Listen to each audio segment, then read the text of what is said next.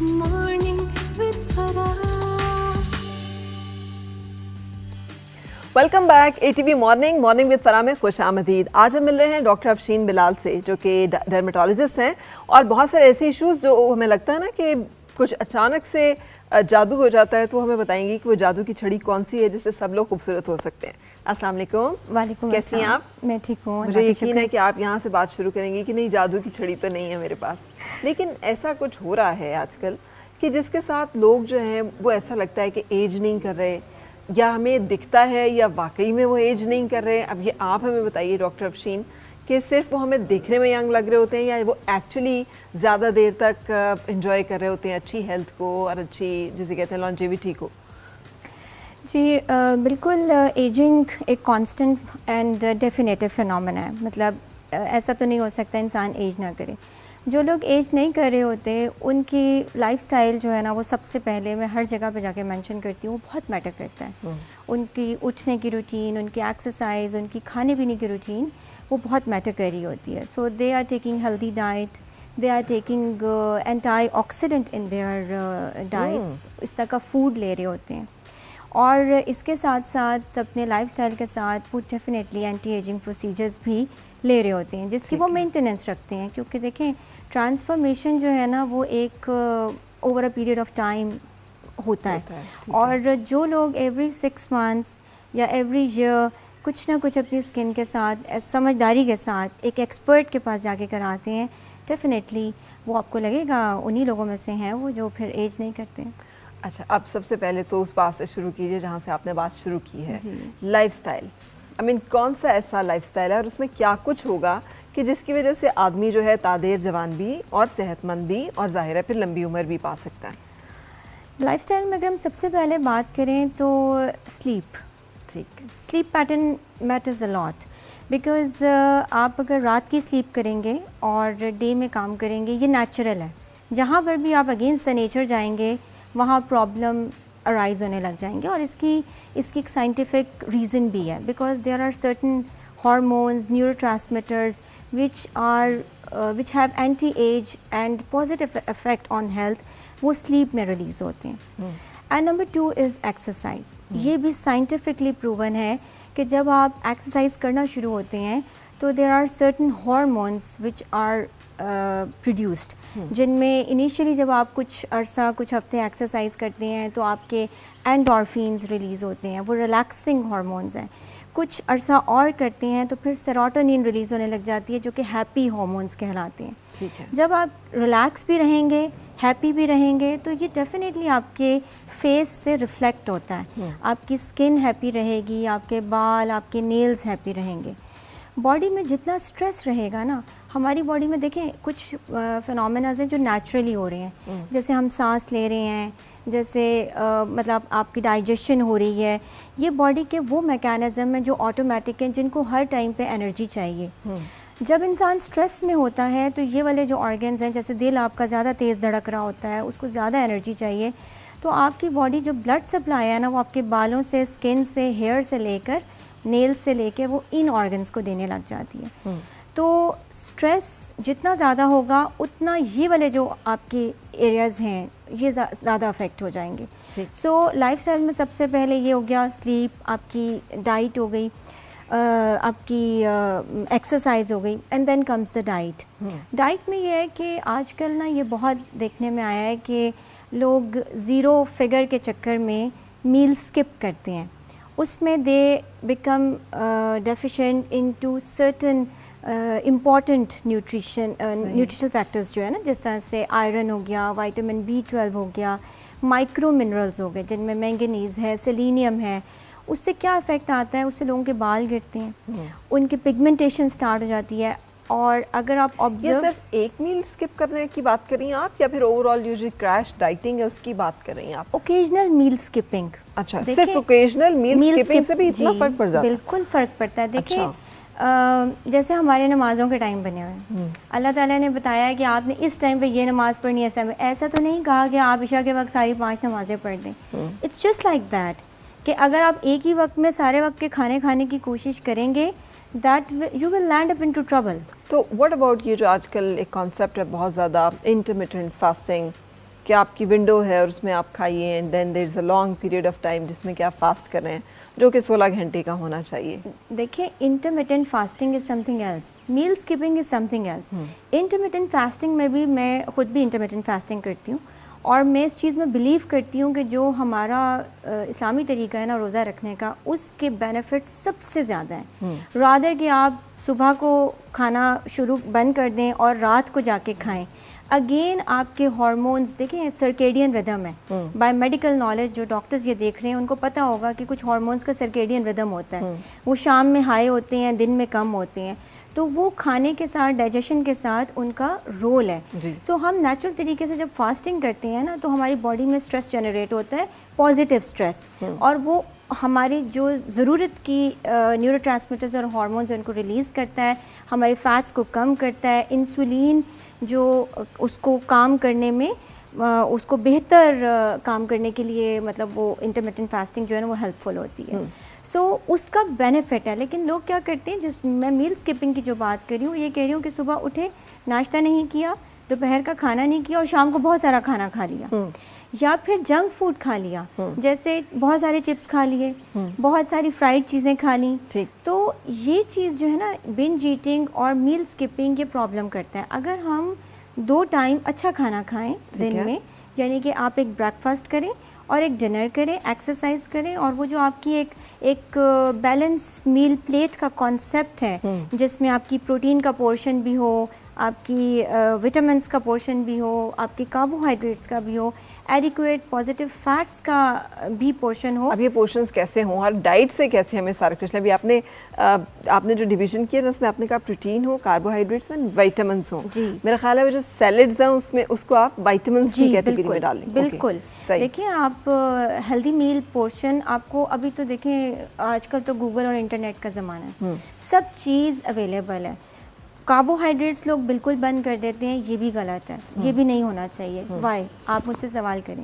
اس کی ریزن یہ ہے آپ کا جو برین ہے نا اس کی سورس آف انرجی گلوکوز ہے.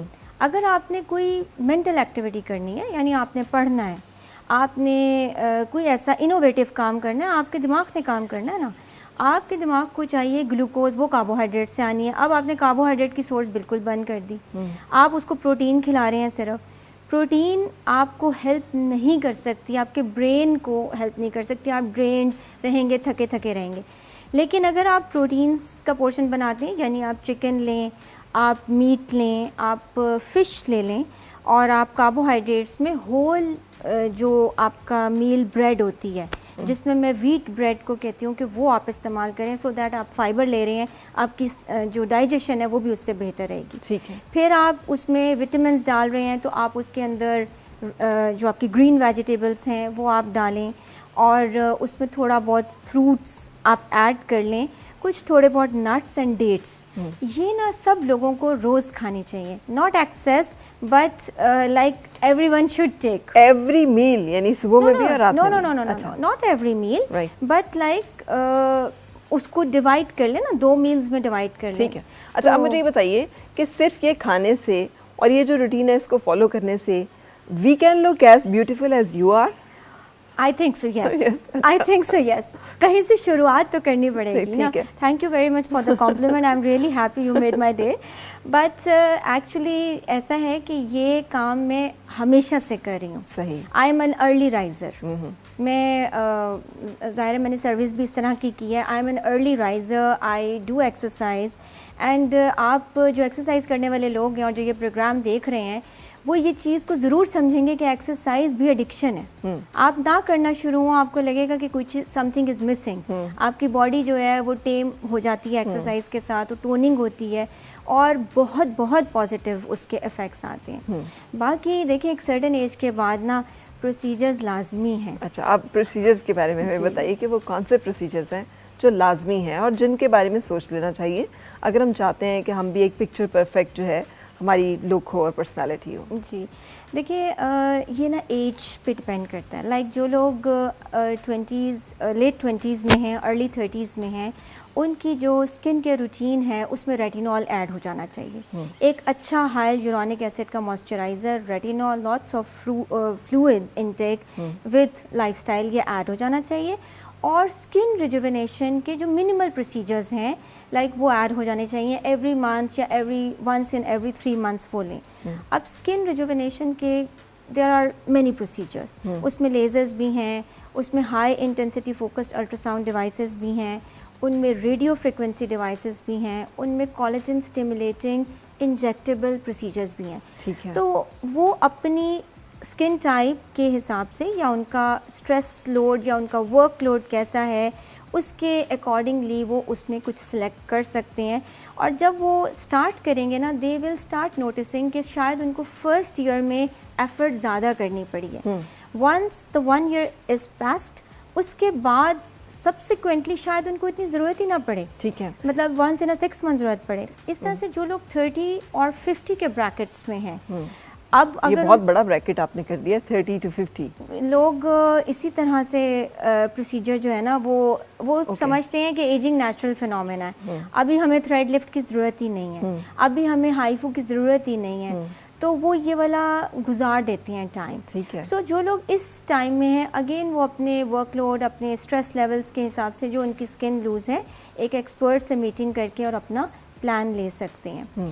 جو لوگ اینٹی ایج پروسیجرز 50 کے بعد سیکھ کرتے ہیں they need a detailed consultation, right, because now that is the time کہ جس میں بون کی ریزارپشن بھی ہو چکی ہوتی ہے نا, آپ کی بونز بھی گئیں, آپ کے فیٹس بھی گئے, آپ کی اسکن میں کولیجن بھی گیا.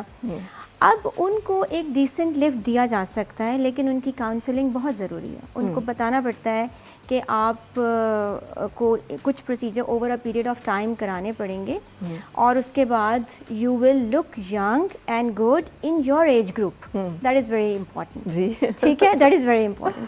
اینڈ آئی بلیو پرسنلی میرا یہ خیال ہے کہ RF microneedling that is the single procedure جو ایک ڈیسنٹ لک دیتا ہے اس ایج بریکٹ کے لوگوں کو, ان کو تھوڑا کانفیڈینس ان کا بلڈ اپ کرتا ہے. رادر کہ دیکھیں لوگ نا گھبراتے بہت ہیں. اب آپ کو آج کل پتہ ہے کہ everyone is doing aesthetics, everyone. So لوگ گھبراتے ہیں کیونکہ اس میں گڑبڑ بھی ہو جاتی ہے, بہت لوگوں کے ساتھ پرابلم بھی ہو جاتی ہیں. سو اگر آپ نے لائک تھوڑا سا کانفیڈینس گین کرنا ہے تو RF مائکرو نیڈلنگ آپ آنکھیں بند کر کے کرا سکتے ہیں. ٹھیک ہے. It can never go wrong. Yes, most of the time. ٹھیک ہے. Yes, but it can also go wrong if you don't go to expert. اچھا.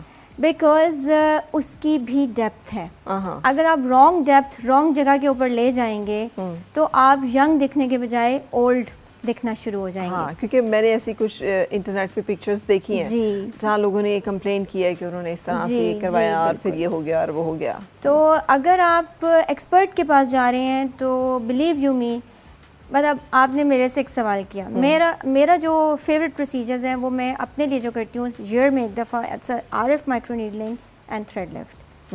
But you know I do it myself. You do it yourself? Not thread lift but RF micro needling. I do it myself. ٹھیک ہے. And I know exact the depth. I know exactly کہ میں نے کہاں سے کس چیز کو وہ کرنا ہے, کیونکہ اگر آپ رانگ ڈیپتھ لے جائیں گے. اور فرا آپ کے پروگرام کے تھرو میں یہ بھی کنوے کرنا چاہوں گی کہ جس طرح سے فیک آپ کے ایستھیٹیشینس مارکیٹ میں گھوم رہے ہیں اس طرح سے فیک ڈیوائسز بھی گھوم رہی ہیں. اچھا. جی, وہ اندر سے کچھ اور ہیں اور باہر سے کچھ اور ہیں.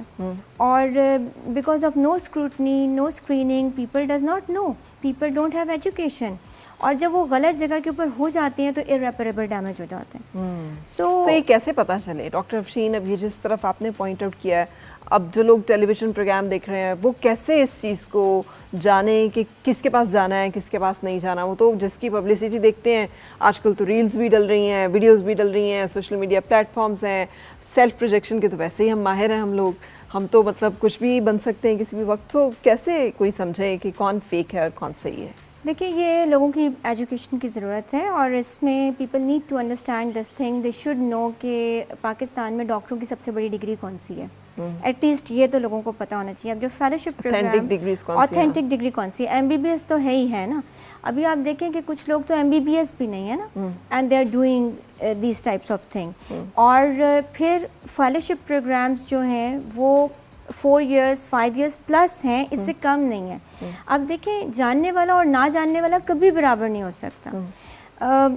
अभी मैं आपको एक हार्ट ब्रेकिंग स्टोरी सुनाती हूँ कि somebody asked me कुछ दिन पहले कि आप स्किन स्पेशलिस्ट हैं। मैंने कहा जी मैं स्किन स्पेशलिस्ट हूँ। तो शी सेड कि क्या स्किन स्पेशलिस्ट बनने के लिए डॉक्टर बनना ज़रूरी है? तो that actually broke my heart and I asked her कि उन्हें ये पता था कि जनरल बनने के लिए फौजी होना ज़रूरी है? आई डोंट नो, लेकिन आपको पता है फरा इस तरह से लोगों को है। एंड आई आस्क हर कि जी ये आपकी स्किन है, इसके अंदर क्या है? अनफॉर्चुनेटली जो एस्थेटिशियन का एक जो कॉन्सेप्ट है उसने बहुत सारी चीज़ों तो लोगों को एटलीस्ट इतनी एजुकेशन यही सोशल मीडिया प्लेटफॉर्म्स के थ्रू आप लोग देंगे। आप मीडिया आप लोगों को सुनता है, आपकी बात मानता है, तो आप लोग उनको बताएंगे कि ये अवेयरनेस ज़रूरी है। और उनके अपने लिए ये चीज़ बेहतर है कि वो अपने लिए राइट जो एक्सपर्ट है, राइट डॉक्टर है, वो सेलेक्ट करे। और right procedure and counselling is very important. बिल्कुल सही। जो चीज़ें आपने आज डिस्कस की, आई एम श्योर कि ये आपको छोटी सी बात लग रही होगी, लेकिन बहुत इंपॉर्टेंट बातें हैं जो कि यहाँ पे डॉक्टर अफशीन ने डिस्कस की हैं। यानी आपको बहुत सारा कुछ कराने की ज़रूरत भी नहीं होती। Sometimes one good treatment or a combination of 1 and 2 good treatments in good hands, safe hands, बहुत काफ़ी होता है कि वो आपको एक लिफ्ट दे दे, एक चेंज दे दे, और बाकी आप you go with the natural जो भी आपका एक फ्लो है। Thank you very much. अब हम जब अपने नेक्स्ट एपिसोड में आपसे मिल रहे होंगे डॉक्टर अफशीन के साथ, आई वुड लाइक कि आप हमें फेस लिफ्ट के बारे में, जहाँ पर हमने आज बात रोकी है, उसके बारे में ज़रूर गाइड कीजिए। बट उसके लिए आपको हमारे अगले प्रोग्राम का इंतज़ार करना पड़ेगा। Thank you very much for being with us. और हम यहाँ पर रुकेंगे एक ब्रेक के लिए। ब्रेक के बाद होगी फिर आपसे मुलाकात। और